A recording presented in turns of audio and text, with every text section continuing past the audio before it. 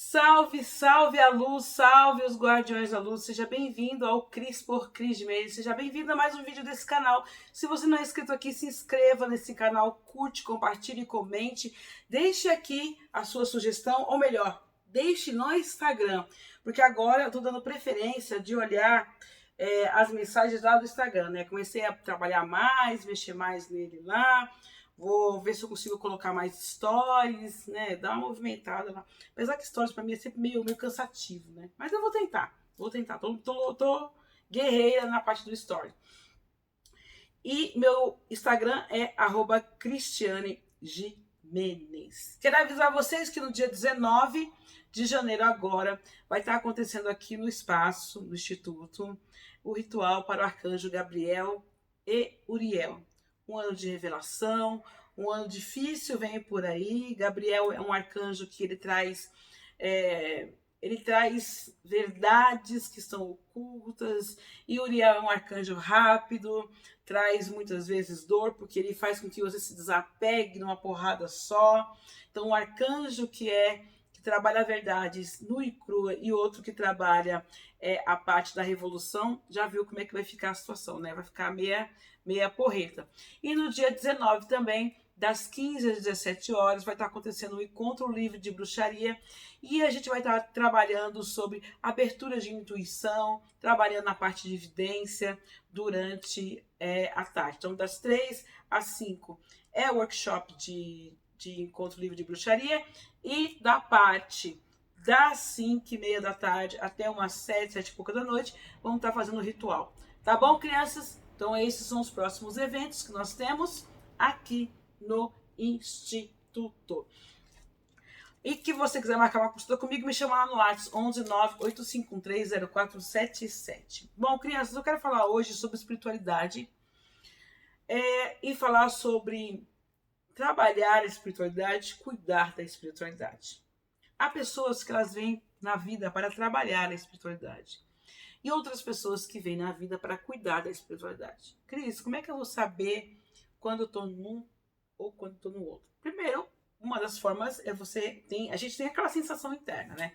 Temos esse chamado interno que muitas vezes não prestamos atenção ou não queremos ouvir esse chamado. A gente se recusa, né? Dá muito trabalho. Trabalhar a espiritualidade dá muito trabalho, e dá mesmo. Cuidar da espiritualidade dá muito trabalho, e dá mesmo.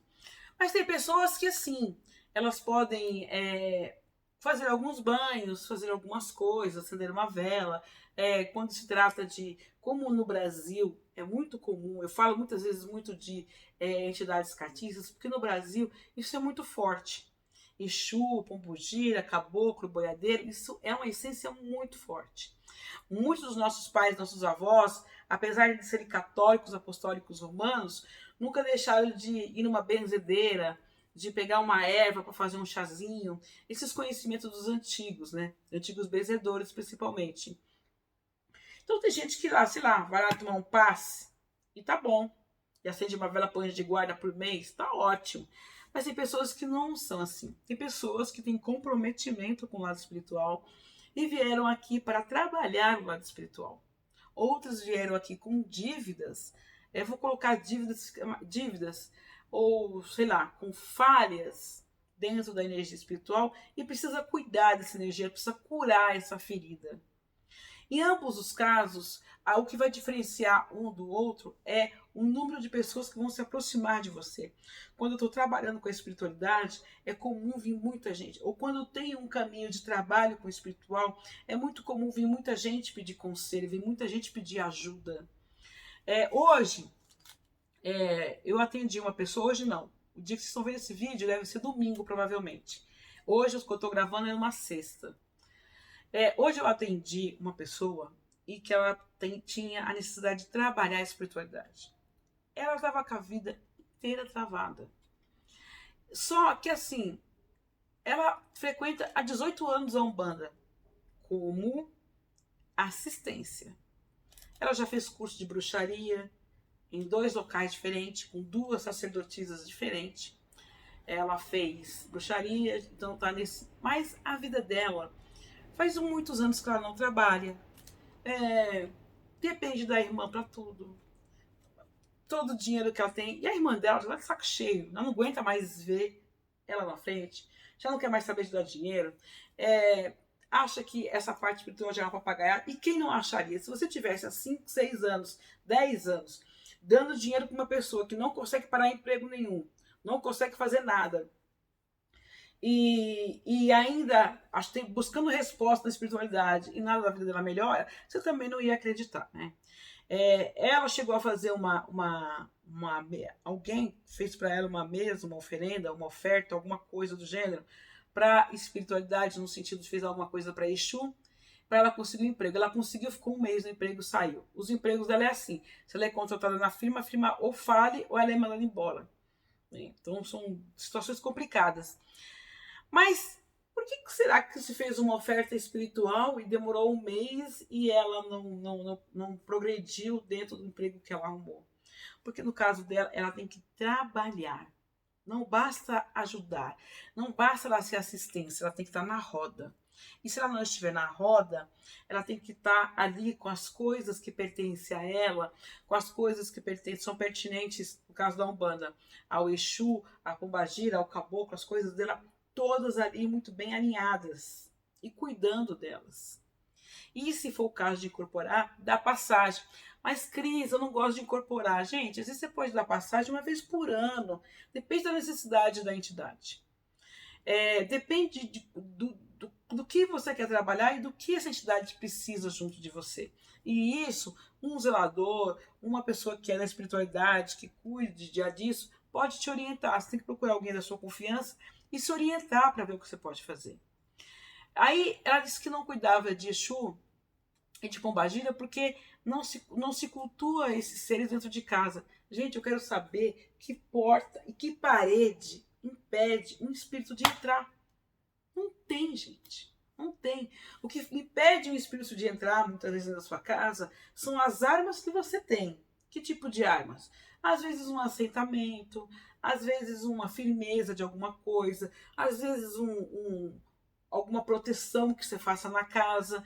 É que vai muitas vezes impedir, durante um tempo, que cada rito tem seu tempo, para que uma energia negativa ou algum espírito não entre na sua casa. Mas parede não segura espírito. Ele não é mais matéria.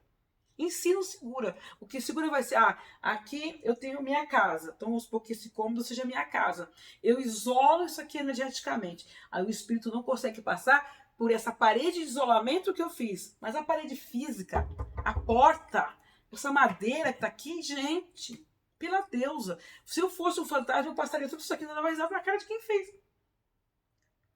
Acho que eu vou fazer isso, né, gente? Acho que quando eu for, eu vou voltar e vou fazer uma lista das pessoas que eu vou visitar. Só pra assombrar. Vou virar tipo Gasparzinho. Deve ser divertido falar com ele. Vai, deve ser divertido. Então, no caso dela, ela tem que trabalhar. Botar a mão na massa. Fiz um monte de curso pra quê? Pra guardar na gaveta? Eu falo para meus alunos, por exemplo, de numerologia, os de tarô, os de anjo. De anjo, então, eu acabo com a raça deles. Para que vocês estão fazendo o curso? Para guardar na gaveta? Não, gente, é para utilizar. É para você fazer uma mandala de um arcanjo para isso, é para você fazer para aquilo, é para você usar o pentagrama, é para você traçar mesmo, para usar aqui os cabalísticos, para fazer tudo. Tem que fazer, tem que testar, tem que ir, tem que se aventurar, e todo mundo vai errar, eu já errei, todo mundo erra, e a gente errando, a gente vai entendendo os erros e vai ajustando e vai acertando. No caso dela, o correto é ela ter realmente assentado pelo menos um Exu ou a Pombagira, que fala muito com ela, para que ela pudesse ter caminho de vida. Mas eu não vou arrumar um emprego comum? Não vai. Eu não vou conseguir um trabalho? Não vai. Por quê? Porque tem débito lá atrás. E eles estão mostrando para você, se você não arrumar isso aqui, você não vai ter emprego nenhum. Aqui, se a pessoa não tiver dinheiro, se vira, arruma, vai vender latinha, vai vender Mary Kay, vai vender Rinodê, vai fazer qualquer coisa. Quando você tem um propósito de que você vai ajeitar, que você vai colocar em ordem determinado setor da sua vida, você pode ter certeza que oportunidades vão aparecer. Vai ter dificuldades? Sim, mas você vai conseguir vencer aquele leão que está ali. aquela situação que está te enganando, aquela situação que está te trazendo problemas, que está te trazendo confusão, você vai arrumar um jeito de consertar. Porque é a prioridade da pessoa. Qual é a sua prioridade? Esse começo de ano é sempre assim, né? Eu sempre atendo gente que eu atendi às vezes 2, 3 anos antes e desse grupo de pessoas, pessoas que fizeram aquilo que eu pedi para elas fazerem e a vida começou a caminhar, e gente que não fez nada, que na vida continua a mesma merda, e gente que fez mais ou menos e desistiu na metade porque encontrou alguma dificuldade. Eu nunca disse para vocês que vai ser ou é fácil trabalhar a espiritualidade. Claro que se eu pudesse escolher outra profissão, talvez eu escolheria. Eu, quando estava estudando, eu queria muito ser publicitária. Quis muito ser advogada, né? Fazer curso de direito, porque eu gosto muito dessa área. Mas os meus caminhos são caminhos espirituais. São caminhos de cuidar de pessoas e de ensinar. Desde muito nova eu dou aula.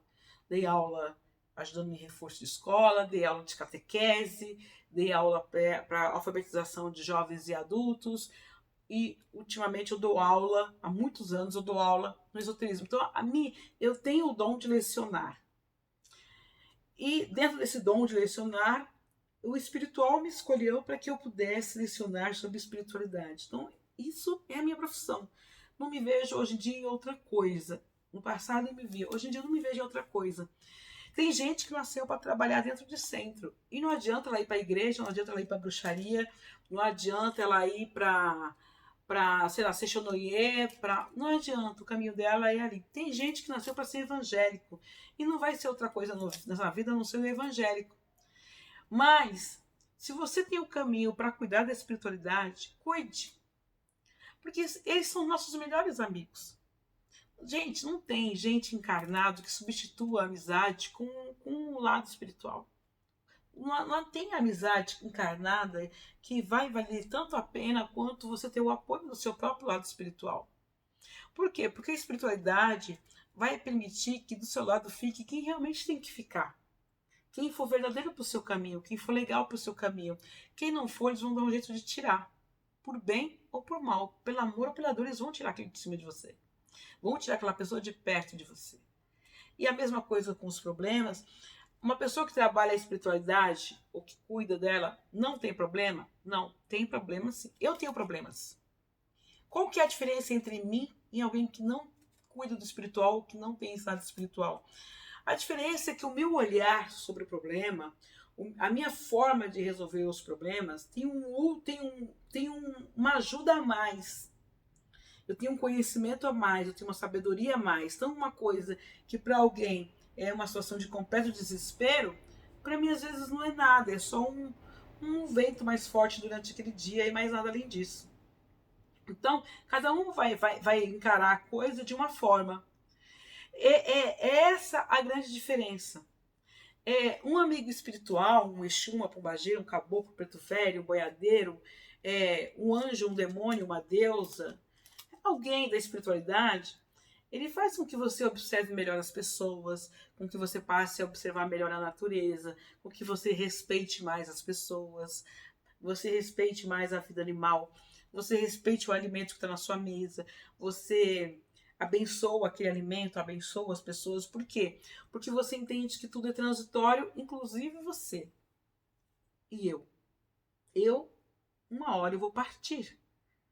Uma hora a Lídia Maria vai partir. Uma hora o Louvre vai partir. Uma hora meus pais, meus amigos, meus irmãos, todos vamos partir. Todo mundo. É um único mal irremediável e, como diria Suassuna, é o único mal que coloca todo mundo de forma igualitária. Não tem. Todo mundo é igual perante a morte. Ah, mas um morreu assim, outro morreu. Não importa, mas morreram. O caminho é a decomposição. Seja por terra, seja porque vai ser incinerado, seja porque os peixes vão comer, não importa.